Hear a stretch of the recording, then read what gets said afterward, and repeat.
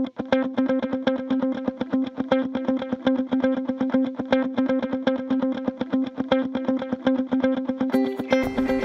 want to talk to you today about illegal suites and secondary suites in the City of Calgary.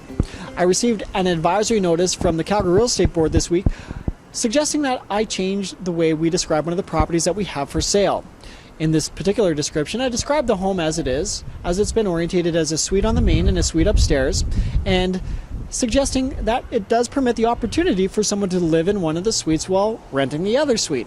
And then that suite would allow as a mortgage helper opportunity. Apparently, a realtor in Vancouver used the same type of language to describe a property for sale. After the purchaser bought the home and was renting the other suite, it was found that that suite was in fact illegal. And as a matter of recourse, came back to that selling realtor and sued that agent $25,000. In this respect, I find it very interesting that about 99% of the suites that we encounter, in my view, in the inner city of Calgary are in fact illegal. And it always leaves us, in my perception, in a little bit of a dilemma, because we're operating with people who are desiring to act legally, morally, and ethically, and for a buyer or seller to be told that something is illegal creates a bit of a challenge. And what is interesting is that in the history of describing these suites, I was of the understanding that in 1983 there was a law change that dictated the bylaw codes which needed to be adhered to identify a legal suite. And that if a suite, however, operated prior to that law change and had been rented ever since, we could define that particular property as non-conforming.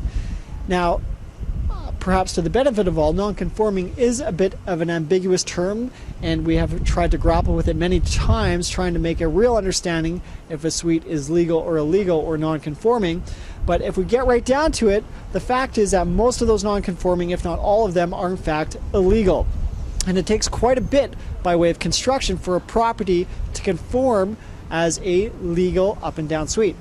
What I find for myself, just as a point of interest, is it's unfortunate that a buyer or seller or an owner never brings the conversation of these suites too much to the table, because in fear of doing so will bring attention to that property, and maybe the suite will get shut down, someone would be out of a home, and when a flag is raised on a property, could there be some type of financial recourse? Interestingly though, I think the onus is coming upon real estate agents to really shift towards determining if a property suite is legal or illegal.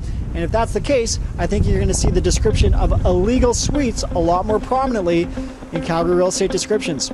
It's my thoughts. Thanks for watching. I'm Lucas Ramage.